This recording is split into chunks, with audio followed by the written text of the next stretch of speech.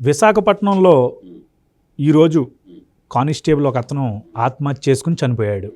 కారణం ఏంటంటే అప్పులు బాధ తాళలేక. అయితే పోలీసు వారికి రావాల్సినటువంటి రీఎంబర్స్ చేయాల్సినటువంటి డబ్బులు ప్రభుత్వం సకాలంలో చెల్లించకపోవడం, అనేక రకాలుగా వాళ్ళు ఇబ్బందులకు గురి కావడం, జీతాలు కూడా సక్రమంగా రాకపోవడం, ఇలా అనేక ఇబ్బందులు ఈరోజు పోలీసు వారు పడుతున్నారు. సో ఇలాంటి తరుణంలో ఇటీవల కాలంలోనే మనం చూసాం, కొంతమంది అధికారులు లేఖలు రాస్తున్నారు. మనం చూసాం కదా, ఏంటి ఈనాడు సరిగ్గా లేదు, ఏబిఎన్ సరిగ్గా లేదు, చంద్రబాబు నాయుడు గారు టీం అంతా నన్ను వ్యతిరేకంగా మా మమ్మల్ని దొంగల్లా చూపిస్తుంది, ఇవన్నీ లేఖలు రాశారు కదా కొంతమంది అధికారులు. అంటే మెయిన్ క్రాంతి రాణా ట్రాటా గారి గురించి మాట్లాడుతున్నాను. ఆయన మరి ఈ సంఘటన మీద మరి ఆయన స్పందిస్తారంటారా ఏంటి అసలు? ఈరోజు ఇలా కానిస్టేబుల్ ఆత్మహత్య చేసుకోవడం అనేది కొంచెం బాధాకరమైన విషయం కదా, మీ అభిప్రాయం ఏంటి మరి దీన్ని? నాకు పోలీసు డ్రెస్ అంటే చాలా ఇష్టం. ఎందుకంటే మా సుభాష్ చంద్రబోస్ గారిని మేము ప్రేమించే సుభాష్ సేన పోలీసు వాళ్ళు అంటే చాలా ఇష్టం. కానీ పోలీసు వాళ్ళు నిజాయితీగా ఉంటే వాళ్ళకి ట్రైనింగ్లో చెప్తారు నిజాయితీగా ఉండాలా, సెక్షన్లు, చట్టాలు, భారత రాజ్యాంగం అద్భుతంగా చెప్తాడు. నా జూనియర్ కూడా ఒక అబ్బాయి ప్రకాశం జిల్లాలో హెడ్ క్వార్టర్లో పోలీసు ట్రైనింగ్ ఇస్తుంటాడు. ఎలా ఉండాలా, నిజాయితీకి ఎలా ఉండాలా అన్నీ చెప్తుంటాడు. ఏమరా అబ్బాయి నువ్వు చెప్పడం వరకైనా ఆచరణలో ఉందా అంటా నేను. నువ్వు భలే ఒడుగులన్నా, నువ్వు గమ్ముగా ఉండు, మా వృత్తి ధర్మం మేము చేస్తున్నాం, తర్వాత వాళ్ళు ఎట్టబోతున్నాం.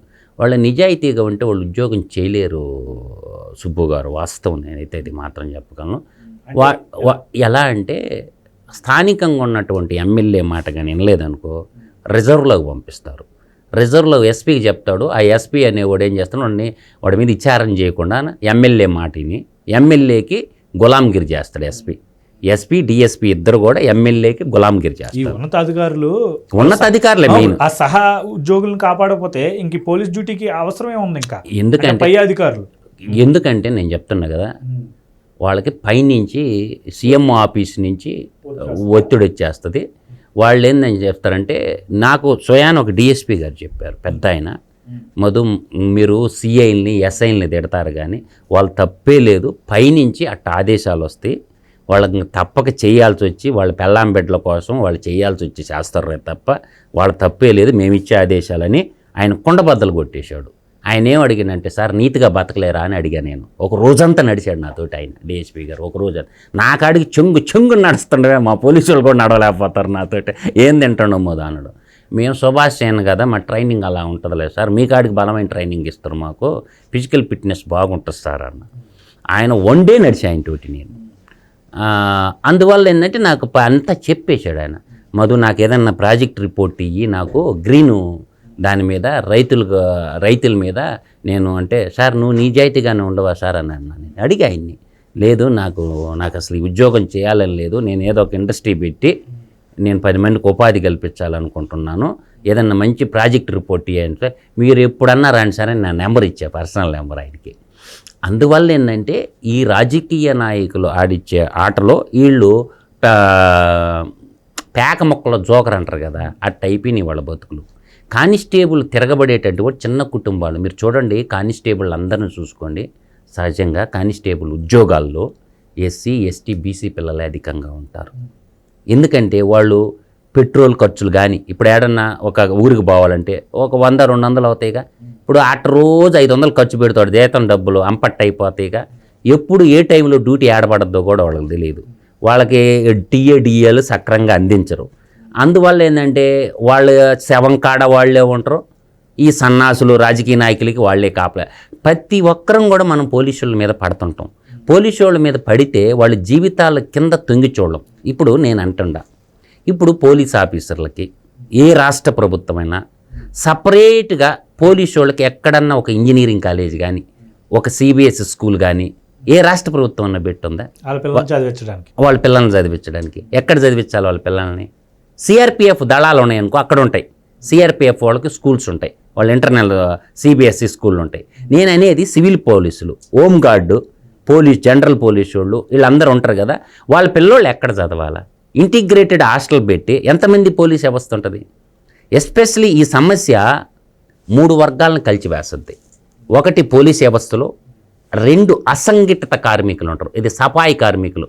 అంటే సిపాయి సపాయి సలామోయ్ అంటారు. వాళ్ళు కాకి సొక్కాని వేసుకుంటారుగా, సపాయి కార్మికులు కూడా. ఈ కాకి సొక్క సేవకు గుర్తు. కాబట్టి ఆ పిల్లలకి వాళ్ళకి స్కూళ్ళు ఉన్నాయాడన్నా, సపరేట్ స్కూళ్ళు ఉన్నాయా? తర్వాత ఏపీఎస్ఆర్టీసీ వాళ్ళు కాకి సొక్కా వేసుకుంటారు. ఎందుకు? వాళ్ళు ఎంత జాగ్రత్తగా బస్సు నడిపి 100 కిలోమీటర్లు నడిపి ప్రజలందరినీ గమ్యస్థానాలకి చేర్చాలా. ఈ మధ్య ఏంటంటే ఈ సైకో ముఠా ఏం చేసిందంటే ఆర్టీసీ డ్రైవర్లను కూడా కొట్టడం మొదలు పెడతారు. ఇప్పుడు కావల దగ్గర ఎట్ట కొట్టారా, ఒక ఆర్టీసీ ప్రాణాపాయ స్థితిలో కొట్టారా లేదా, అతన్ని ఏం చేశారు, వాడి మీద అటెంప్ట్ మర్డర్ కేసు పెట్టారా, పెట్ల కావల్లో జరిగిన సంఘటన. నిన్న పేరుని నాని పోలీస్ స్టేషన్ మీద దాడి చేస్తే పెట్టిన కేసులు సెక్షన్లు చూస్తే ఒకసారి అందరూ షాక్ అయ్యారు. బెయిలబుల్ సెక్షన్స్ పెడతారు, అంటే అటెంప్ట్ మర్డర్ సెక్షన్ పెట్టరు. ఆ వంతున ఆ కానిస్టేబుల్ అని కదా, ఆ యొక్క ఆర్టీసీ డ్రైవర్ని కాళ్ళతో తన్ని దండం పెట్టాడు. ఆ రోజు కావలు దాటిన తర్వాత జరిగిన సంఘటన. వైసీపీ సైకో మోకాలు చేసిన దాడిలో వాళ్ళ మీద ఏ సెక్షన్లు పెట్టాలా, అటెంప్ట్ మర్డర్ సెక్షన్ కేసులు పెట్టి కఠినంగా శిక్షించాలా. అంటే అధికారం చేతిలో పెట్టుకుంటే ఈ ఐపీఎస్ ఆఫీసర్లు, ఐజీలు, డిఎస్పీ స్థాయి నుంచి పై అధికారులు ఒక గుప్పిడు మంది కోసం పోలీసు వాళ్ళందరూ బలైపోతున్నారు. ఏది కానిస్టేబుల్ కానీ, హోంగార్డులు కానీ, ఎస్ఐలు కానీ, సిఐలు కానీ వీళ్ళందరూ బలైపోతారు. పైనుంచి వచ్చిన ఆదేశాలు వీళ్ళు పాటిస్తారే తప్ప వాళ్ళు సిన్సియర్గా చేస్తారు. వాళ్ళకి పవర్ఫుల్గా కానీ. మరి ఈ అబ్బాయికి 2 పిల్లలు ఉన్నారు. ఒక 5 సంవత్సరాలు బాబు, ఒక 2 సంవత్సరాల పాప. ఇప్పుడు ఈయన జాబ్ ఇద్దామన్నా పిల్లలు ఇప్పుడు ఇబ్బంది ఉండదేమో కదా ఇంకలకి. ఇంక జాబ్ యాడ్ నుంచి వస్తుంది. చిన్నపిల్లల్ని చూసుకొని వాళ్ళ అమ్మకి సరిపోద్ది. 30 సంవత్సరాల వయసు, 37 ఏళ్ల వయసులో ఆత్మహత్య చేసుకున్నాడంటే కుటుంబం జరక్కే కదా. ఆడాడో వేశారంట, ఇదే బ్యాంక్ ఆడాడో కాపలా ఉండమని చెప్పి ఈ ఆర్థిక ఇబ్బందులు తట్టుకోలేక ఇప్పుడు ఐపీఎస్ ఆఫీస్ సంఘం ఉండ లక్షల వీళ్ళకి ఎందుకు జీతాలు? వీళ్ళు పీకే పని ఏముంది? ఏసీ రూముల్లో వీళ్ళకి స్పెషల్ కార్లు, వీళ్ళు వస్తే స్పెషల్ ఫుడ్డు, మళ్ళీ లంచాలు కూడా వీళ్ళకేగా. పెద్ద లంచాలు లక్షలు దొబ్బేసేది కూడా వీళ్ళేగా.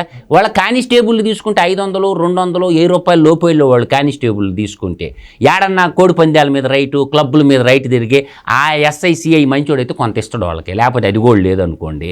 అందువల్ల ఏంటంటే వాళ్ళకి బానిసల్లాగా గులాములుగా చేసుకొని డిఎస్పీలు, ఎస్పీలు, ఏసీపీ ఈ పెద్ద ఆఫీసర్లు అందరేమో కోట్లకు పడగెత్తిపోతారు. కనీసం వాళ్ళకి సక్రమైనటువంటి టీఏలు, డిఏలు కూడా ఎవరు.